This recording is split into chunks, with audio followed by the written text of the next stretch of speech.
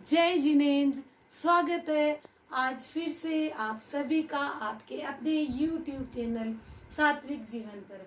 बंधुओं, दान को सभी शास्त्रों में खूब महिमा मंडित किया गया है, पर कभी कभी किसी को दिया हुआ दान हमारे लिए वह उसके लिए किस तरह दुखदायी बन जाता है, पाप का कारण बन जाता है, वह मैं आपको एक कहानी के माध्यम से बताना चाहूंगी। एक सेठ जी थे, बहुत ही पुण्यशाली और दयालु थे।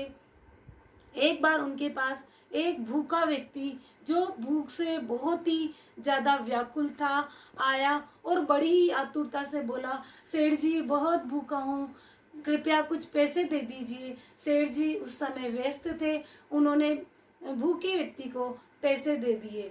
पैसे लेकर भिखारी ने भोजन करा, पर दरअसल वह उस व्यक्ति में व्यसन के संस्कार थे, इसलिए शेष बचे पैसों से उसने खूब शराब पी।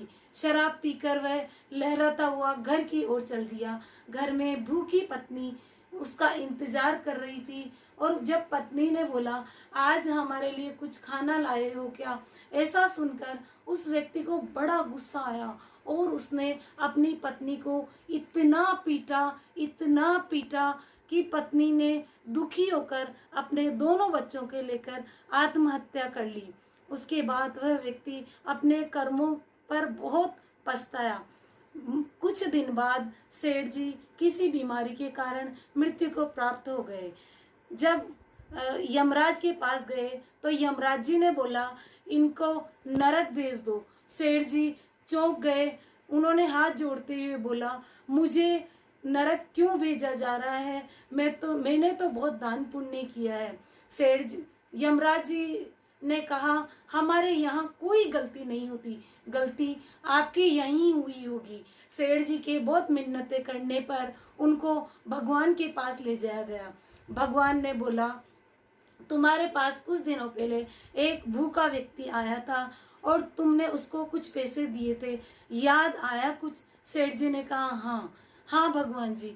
भगवान जी ने बोला, उस भूखे व्यक्ति ने उन पैसों से शराब खरीदकर अपनी पत्नी और पत्नी को इतना मारा कि उसने अपने बच्चों के साथ आत्महत्या कर ली। तुम्हें पता होना चाहिए, उस व्यक्ति को पैसे की नहीं बल्कि भोजन की जरूरत थी, फिर भी तुमने उसको पैसे दिए, जिसके कारण उसकी पत्नी और बच्चों ने आत्महत्या कर ली। तो उनकी हत्या का पाप सारा आपको लगेगा। सेठ जी ने कहा, पर भगवान जी, सभी शास्त्रों में दान का महत्व बताया गया है, फिर मुझे सजा क्यों दी जा रही है? मैंने तो एक दरिद्र की मदद की है। भगवान जी बोले, दरिद्रता उसके भाग्य में ही लिखी हुई थी। अगर उसके कर्मों में दरिद्र, और वह अपने कर्मों का फल भुगत रहा था, अगर वह अपने कर्मों का फल नहीं भुगत रहा होता तो क्या मैं उसको पैसा नहीं देता? सेठ जी को अपनी गलती का एहसास हुआ।